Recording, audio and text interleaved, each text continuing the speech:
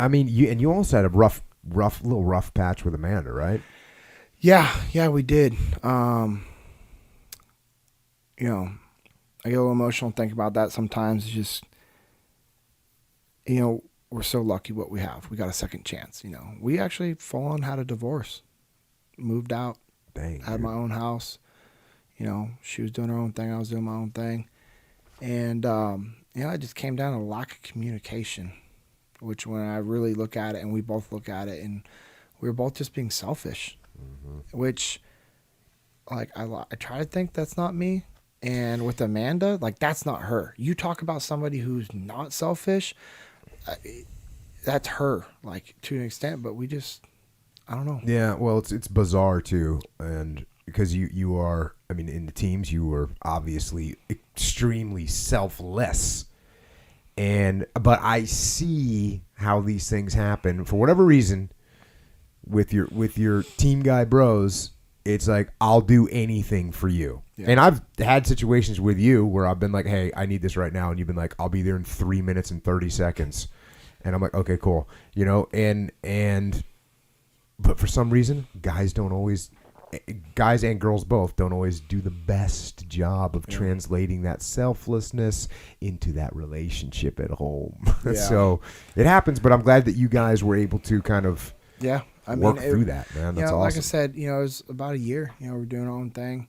And, we just kept getting drawn back to each other. And it was the kids. And, everyone says, oh, my kids are so smart. Dude, our daughters and Aiden are incredibly intelligent. Like, my daughters will be 5 in January. So this time frame, they're 3, and they know what's going on, and they're trying to be like, hey, my daughter Noel's like, well, Daddy, if you and Mommy didn't argue so much, maybe we could all live together. And to hear that from your kids, I was just like, whew. It was rough. It was really hard. And you do anything for your kids, So what do you think is the key element that made you go, you know what, jackass, idiot, you need to get in the game here and make this work? Like what method did you use where you said, okay, next time that she does this, I'm going to counter instead of attacking or instead of getting defensive. I'm just going to be like, all right. Yeah. So what made me get back in the game is I still loved her. Like I'm still, head over heels in love with her and head over and heel in love with my kids. And I didn't want somebody else raising my kids. And Aiden, like I would still pick him up and take him to school, even though, And okay. So there's a pretty clear answer. Then what did you have to change to make it work when you went back, when you said, hey, all right, in your own mind, what did you do differently that's made it successful? We put each other first. Boom. And we learned to communicate, and I was sitting in Amanda, I don't know. We both just had like this come to Jesus with somebody. Like, I can't remember who I was talking to. I don't know who she was talking to. And, she's crafty. She's smart. She knows how to deal with me. Right. So she calls and she knows it's my weekend. Obviously she's calling me to talk to the kids, and she was like, hey, can I talk to the girls? I'm like, yeah, absolutely. So I put on speakerphone. She's like, hey girls, I love you. Hey girls, do you want Daddy to pick me up for a church so we can all go together? Dude, I was so pissed. And the chorus, the girl's like, yeah. And she was like, I was like, cool. Hey, outside in 5 minutes or I'm driving. Still going to keep driving, She's waiting outside in this dress. Looks stunning. I was like, all right. That was at the beginning, and then we just learned to communicate with each other, and we put each other first. And, little cover and move. Exactly. Maybe a lot of cover and move. There's a lot of cover and move. And we legitimately have to put each other first instead of, just doing it as a team. Like my focus, and I don't do this all the time. I'm not trying to act like we have this perfect relationship and everything's phenomenal now, but we legitimately try to put each other first in almost everything that we do to try to take care of each other.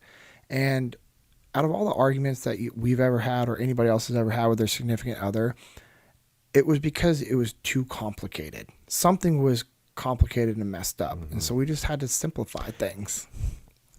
Let's just go ahead to, law of combat number 2. Exactly. So we got 1 covered. Yeah. It's cover and move. Keep things simple. Cover and move. Keep things simple. Yeah. And I know what you're talking about. You know what that is? That's when you take a look at this argument that you're in and you go, wait a second. What are we arguing about right now? Oh, we're arguing because I put my spaghetti in the microwave before you did. You know what? I'm sorry. Yeah. I'll let you have the spaghetti first. Let's simplify. Because that little thing of who's using the microwave first all of a sudden spirals into, a major blowout if you're not careful. And it's over something stupid. That's what I'm saying. But I mean, she's an alpha female. I'm an alpha male. So, of course, we're just like, at times we just want to challenge each other. But then we're like, no, this is stupid. Yeah. And hey, I got an idea. Instead of challenging each other, why don't we work together and take over the world? I know. That's our plan right now, and we're doing it.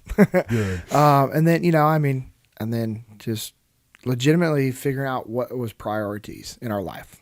Like, we just had to be, so we could be on the same page. Echo? Prioritize, execute. Exactly. Booyah. Look at that. And I've talked to a couple of different people about this, You know, it's awesome that you're saying this, because I've heard a bunch of times from people that have been like, oh, extreme ownership saved our marriage. But I've always said, cool, thanks. Yeah. But I've never said, like, explain that to me. Yeah. But now you're explaining it to me, and it absolutely does. Yeah. I mean, I always thought they focused on the ownership part, meaning, oh, don't worry, hey, I'm going to take ownership of this. I made a mistake.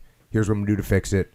I'm sorry. It's my fault. Yeah. I always thought that that's just what they were talking about, but you're going ahead and applying other laws of combat to your marriage and making things happen. That's pretty legit. Yeah. I mean, and, Amanda's the one that, just recognized a lot of these shortfalls that we're having and would just communicate it with me, and she'd be like, hey, if you're upset with me over something, I probably didn't mean to do that on purpose, so just let me know. That's a good point. And so that's simple. Yeah, I know. And so as far as us prioritizing things, like, we just, and we need to get like an actual full-on detailed game plan for what we're doing, but we realized what was important and what wasn't important. And some of these certain things, like the things that truly weren't important, like, I don't think twice about it, and she doesn't either. And we just focused on our goals for her business, my business, raising our kids the right way, trying to be involved in the church as much as possible, trying to give back to others. Like, those are our priorities, not the stupid, like, well, you said you're coming home at 10, but you stayed out drinking wine with your girlfriend until 11. Who cares? She came home to me. She was relaxing with her girlfriends since I've been gone for 3 weeks for work. Like, she should have stayed out all night and just relaxed. You know what I mean? Like, hey, have a sleepover at your friend's house so you don't have to wake up to the kids 3 times during the night. That's what I should have done, you know? And she's done the same with me, like, there's a couple of times where I'm just like super stressed out or whatever. And she's like, hey, what do we need to do? Like, what do you need? She's like, you know what? You need to go work out.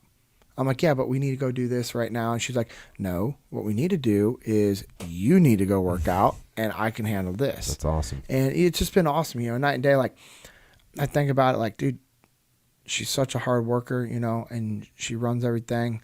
And then she'll make sure I have a cup of coffee, like, on the nightstand, like, next to me in the morning. So when I wake up, and it's just like, you woke up early to go do that. So now, like, I'll try to, like, do stuff for her or whatever. And dude, it's just, it's awesome. One-upsmanship of kind acts. Right. I don't know. I hope my wife doesn't start that game with me. I'll lose. It's hard though with her, because she's so thoughtful and crafty. Like, all of a sudden, like, I don't know. It's awesome. So life has been good. It's really turned around. I mean, there's a real dark time. I'm not going to lie. Like, the divorce was rough, and there was some other times before that was real rough. I was drinking a lot, taking painkillers just because I had injuries. Yeah. But I was like, oh, well, I have an injury, so I can take this painkiller. Oh, well, I can take 2 to 3 and drink at the same time. I was just trying to numb a lot of stuff that was going on, which is not the path to go. It's not the path at all. And we know that.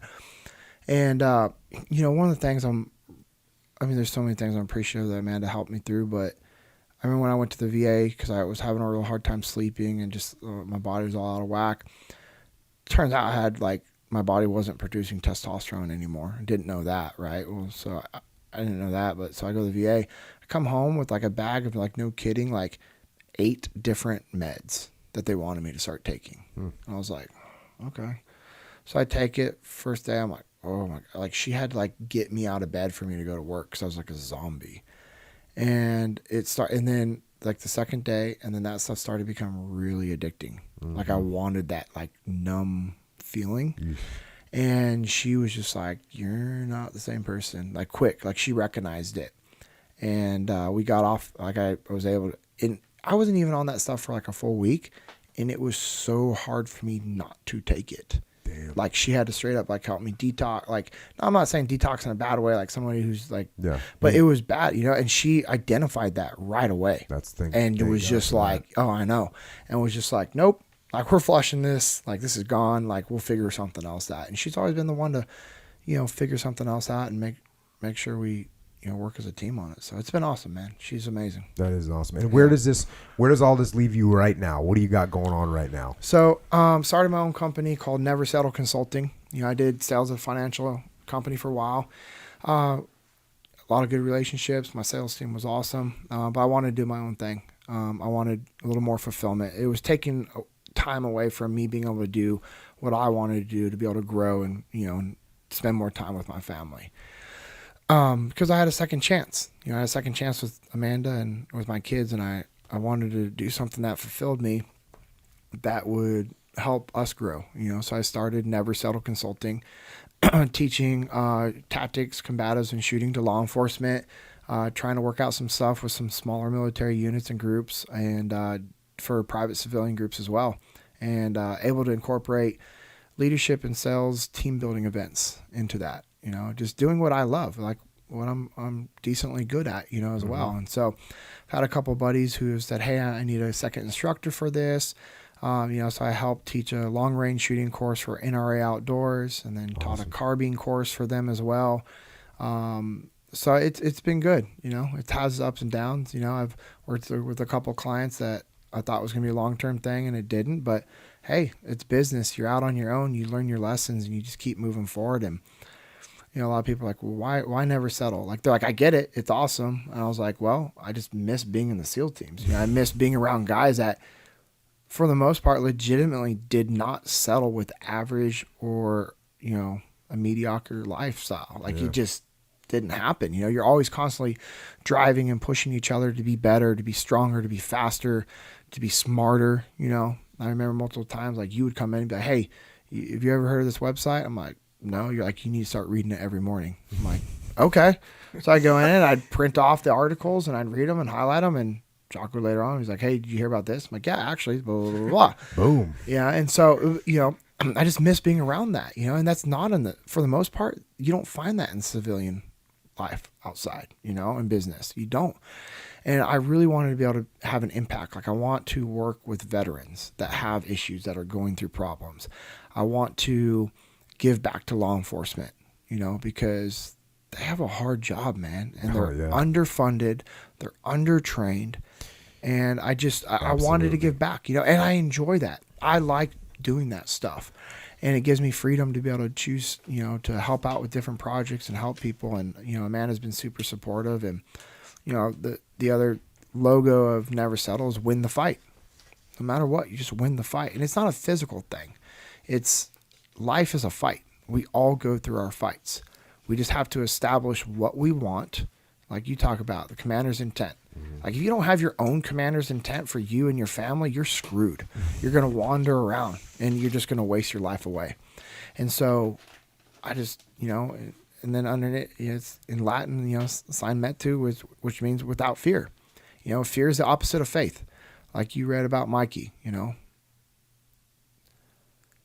You know, fear is no match for my faith. And I believe that. And I want others to believe that. And I don't think a lot of people out there believe that. And if we can paint that message, and I would love, you know, for my company to be more of like a lifestyle, you know. And dude, some dude went and got my logo tattooed on his calf because he's like, I want it to be a reminder. And he incorporated his kids' names into the tattoo. He's like, dude, it's a daily reminder for me not to settle for average and just get after it. And I'm like, all right, I'm doing something right, hopefully, you know. And awesome. So, and Amanda's super supportive of it, you know, and she's just doing everything to help me out with it. And, you know, she has her business and she still takes the time to help me grow mine. So it's awesome, man. Just helping people figure out what they want in life. Like, cause I don't think a lot of people take the time to establish that. And, you know, I think if we can help that, and if we can help veterans, and if we can help the youth figure out what they want out of life and where they need to go, then I think, we can actually make an impact in this nation. And that's important right now. Yeah, there's no doubt about that. And